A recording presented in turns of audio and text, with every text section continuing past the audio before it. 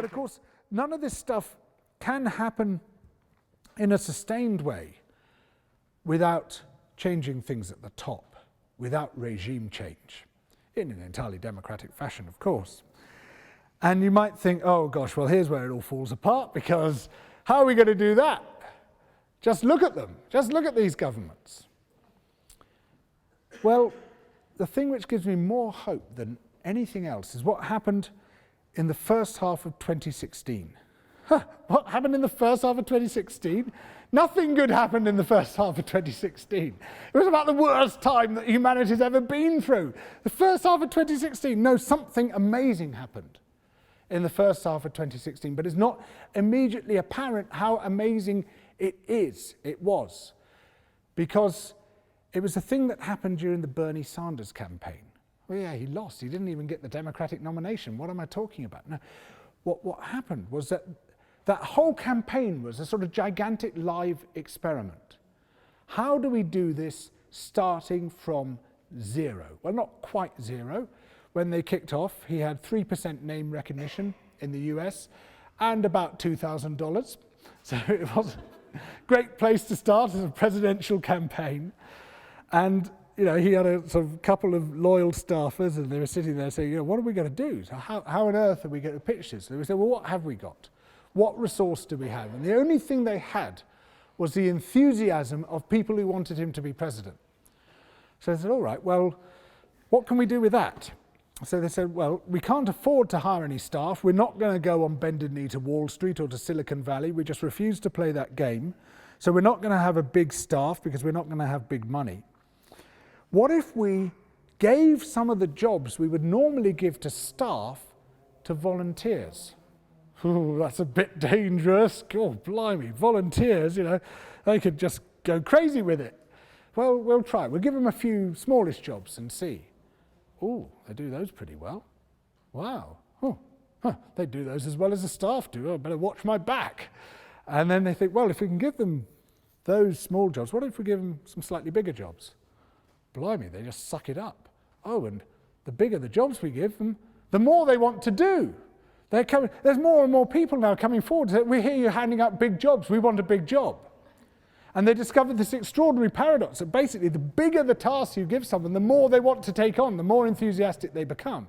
You can only do it if you're offering them something. I mean, Hillary Clinton or Tony Blair is unlikely to be able to have done that because they weren't making the big offer, but Sanders was making a big offer of radical change.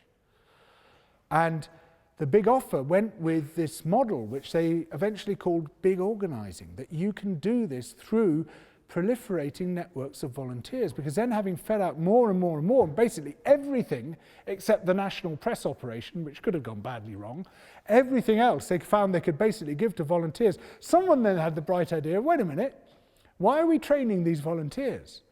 Why don't we get the first wave of volunteers to train the next wave of volunteers? Oh, that works. Well, then we get the next wave to train the next wave. And poof, the thing just started flashing off here, there, and everywhere. But they worked it out about 4 weeks before the end of the process. That's when they got the model. They cracked it. They said, this is how to do it. We worked out how to do it. And at that point, Sanders' ratings went like this. And the reason was he had 100,000 volunteers who organized between them 100,000 events and spoke directly to 75 million Americans. 3 more weeks, they would have spoken to every available adult in America. And they would have swept it. They would have swept the nomination and they would have swept the presidency. Donald Trump would not have had a chance against that machine that they were building, with a man who actually spoke the language of the people who were suffering in the United States, who could actually engage with what was going on, and with this fantastic volunteer swarm which was developing this proper political community and talking to people person to person and saying, yeah, I've been through that too. I'm not one of these staffers hired within the Washington Beltway. I'm someone who has suffered what you're suffering. I feel your pain because it's my pain as well. So I read this book by two of Sanders' organizers called Rules for Revolutionaries. And soon after I read this, Theresa May called the election in the UK.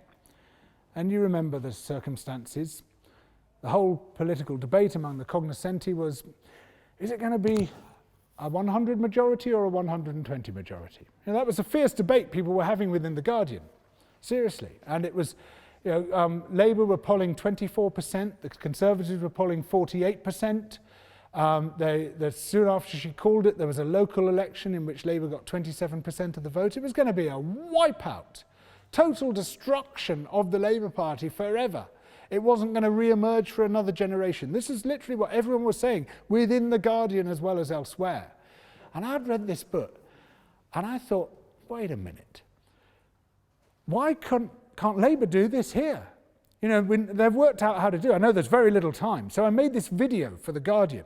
And I originally called it Labour Could Win This Election. And my editor said, don't call it that. You'll never live it down. You know, it'll be a black mark against you forever and forever. And I thought, oh yeah, all right then. So Labour could just about do this. I called it something like that. And I said, look, if they bring over a couple of the Sanders organisers and build a big organising model, you know, through the Labour grassroots, through Momentum. You know, I know time is very short. I know everything seems to be against them, but it is just possible they could clinch it. Well, I've got a pretty thick skin and I'm used to some fairly robust comments underneath my articles and videos. But this lot was off the scale. There wasn't a single positive comment. It was, you have totally looped the loop now, you complete fruitcake. And I read all these comments and I thought, oh God, why did I make that video? What an idiot. I mean, yeah, talk about wishful thinking. Little did I know, even as I was making that video, Labour had quietly brought over a couple of Sanders organisers. They'd completely got it, and nothing to do with me, by the way. And they were already beginning to look at how they were going to roll this out. And then the manifesto leaked, and then they got their sort of massive volunteer swarm out there, and the rest is history. You know, this strong and stable government, well, you know, we've seen what's happened. It's just the biggest political surprise in British democratic history was what happened. And remember, this model is in its infancy. We're only just beginning to understand what can be done. The Democrats have now asked the Labour Party to go over there and say, how did you refine and develop the model? Because they introduced all sorts of innovations over here which were new, and we just keep bouncing this backwards and forwards. And it seems to me that it can be applied to anything. This isn't just a matter of electing a party or a president. All sorts of campaigns that we want to engage with, we can use this same model. And it seems to me that if we combine this model with an effective and powerful new political narrative, a narrative that tells us who we are, where we are, why we got here, where we are going, a narrative that lights a path to a better future, then, my friends, we become unstoppable. Thank you.